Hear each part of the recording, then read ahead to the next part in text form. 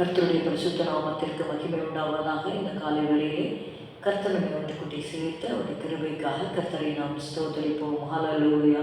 Thank you Jesus. ஆண்டவரே, உம்மை துதிக்கிறோம் துதிக்கிறோம் துதிக்கிறோம். உம்மை உயர்த்தும்படியாக, உம்மை போற்றும்படியாக இந்த நாளை எங்களுடைய வாழ்க்கையில் கூட்டி கொடுத்த உங்களுடைய தயவிற்காக நன்றி அப்பா, ஸ்தோத்திரம். கண்களை ஏறெடுப்பேன் மாமீரு நீராயின் கண்களை ஏறெடுப்பேன். விண்மண் உண்டாக்கிய வித்தகனிடமிருந்து, விண்மண் உண்டாக்கிய வித்தகனிடமிருந்து எண்ணில்லா ஒத்தாசை என்றனுக்கு வரும் கண்களை ஏறெடுப்பேன். காலை தள்ளாட ஓட்டார் உறங்காது காப்பவர், காலை தள்ளாட ஓட்டார். வேலையில் நின்றிஷ்ட வேலரை காப்பவர், வேலையில் நின்றிஷ்ட வேலரை காப்பவர். காலையும் மாலையும் கண்ணுறங்காரவர் என்னாலுமே துதிப்பேன். இன்னேசரை சுவை என்னாலுமே துதிப்பேன். அழிக்கிறா நன்மை எல்லாம் ஒவ்வொரு நாளிலும், அழிக்கிறா நன்மை எல்லாம். உண்ணும் உடையையும் வேண்டும் பொருள் எல்லாம், உண்ணும் உடையையும் வேண்டும் பொருள் எல்லாம். குறைவின்றி நிறைவாக தந்திடுவதால் நான் கண்களை ஏறெடுப்பேன். மாமீரு நீராயின் கண்களை ஏறெடுப்பேன். யோவான் 10வது அதிகாரம் 10வது வசனம். Let's turn our Bibles to John 10 and verse 10. திருடன் திருடவும் கொல்லவும் அழிக்கவும் வருகிறானே அன்று வேறொன்றுக்கும் வரான். நானோ அவைகளுக்கு ஜீவன் உண்டாயிருக்கவும் அது பரிபூரணப்படவும் வந்தேன். The thief cometh not but for to steal and to kill and to destroy. I am come that they might have life and that they might have it more abundantly. In this verse actually we must discern the enemy's purpose. திருடன் என்று சொல்லும்போது அது சாத்தானுக்கு கொடுக்கப்படுகிற இன்னொரு பெயர். எத்தனையோ நாமங்கள் பெயர் இருக்கு, அதில் ஒன்று திருடன் என்று சொல்லி பார்க்கிறோம். பட் ஐ ஆம் கம் என்று சொல்லும்போது இயேசு கிறிஸ்துவை அது குறிக்கிறது. இயேசு சொல்லுகிறார் 9ஆம் வசனத்தில், நானே வாசல், என் வழியாய் ஒருவன் உட்பிரவேசித்தால் அவன் ரட்சிக்கப்படுவான், அவன் உள்ளும் புறம்பும் சென்று நீச்சலை கண்டடைவான், திருடன் திருடவும் கொல்லவும் வரா அப்படின்னு சொல்லிட்டு சொல்கிறார்.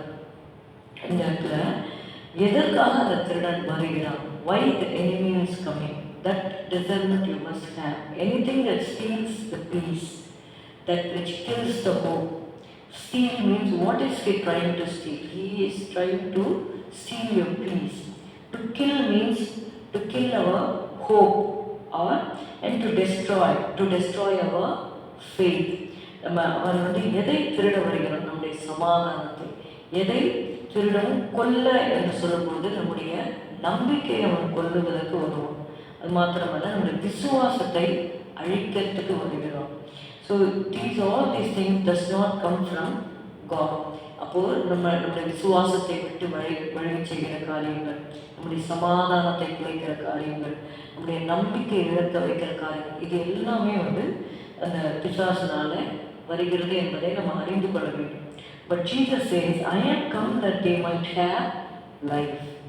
Jesus comes to give life which is God-filled and meaningful. இயேசு கொடுக்கிற வாழ்க்கை, ஒவ்வொரு நாளும் நம்முடைய வாழ்க்கையை நம்ம சோதித்து பார்க்க வேண்டும். Am I living a meaningful life in this world? நிறைய பேர் அவங்களுடைய வாழ்க்கையில நான் எதுக்கு வாழல அந்த அர்த்தமே அவங்க தெரியாம வாழ்ந்து கொண்டிருக்கிறாங்க. They just live their life. Daily ரொட்டீனாக சாப்பிட்றது, வேலை செய்கிறது, இப்படியே அவங்களுடைய வாழ்க்கையை அவங்க கடத்தி கொண்டு இருக்கிறாங்க. They don't know the eternal purpose for their own life. They don't know that there is an eternity that they have to spend with God.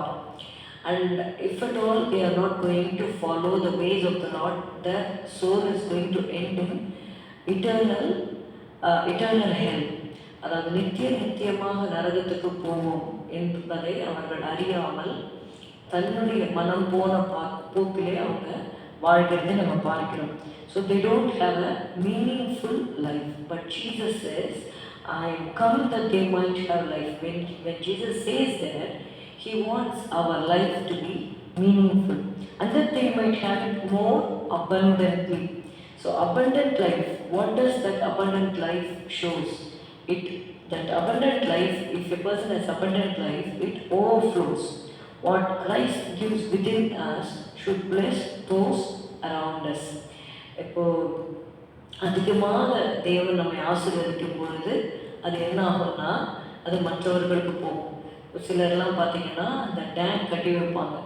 அந்த டேமில் it can hold only certain amount of water. ஆனால் அதிகமாக மழை பெய்யும் பொழுது என்ன ஆகும்னா அந்த டேமை திறந்து விட்டுருவாங்க.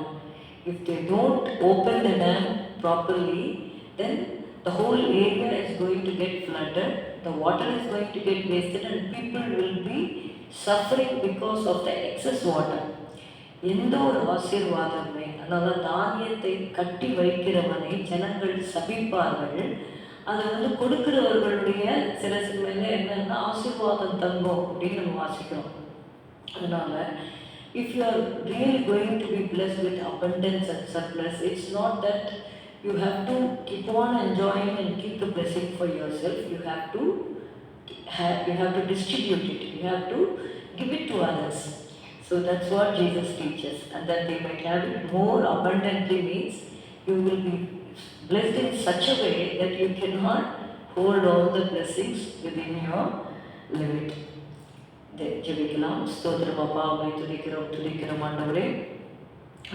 ஸ்தோத்திரம் அப்பா, எங்களுடைய ஆண்டவரே அப்பா, அந்த devil comes only to steal our peace, எங்களுடைய சமாதானத்தை திருடும்படியாக, அதே போல எங்களுடைய நம்பிக்கையை ஆண்டவரை கொல்லும்படியாக, எங்களுடைய விசுவாசத்தை அழிக்கும்படியாக வருகிற காரியங்களை நாங்கள் உணர்ந்து கொண்டு அதற்கு நாங்கள் ஆண்டவரை எச்சரிக்கையாக இருக்க எங்களுக்கு நீர் உதவி செய்யும்.